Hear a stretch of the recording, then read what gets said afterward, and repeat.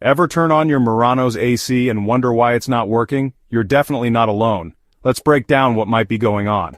The air conditioner compressor is the heart of your Murano's cooling system, but sometimes it just stops working. Why?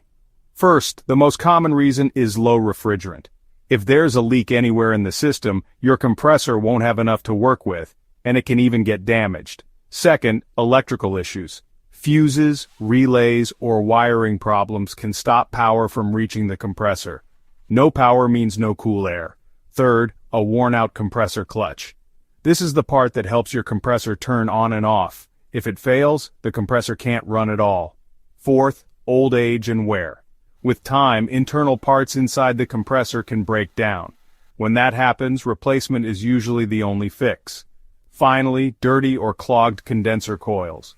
If these get blocked, the whole system gets too hot, and the compressor can fail early. So, if your Murano's AC is on the fritz, it's usually one of these issues.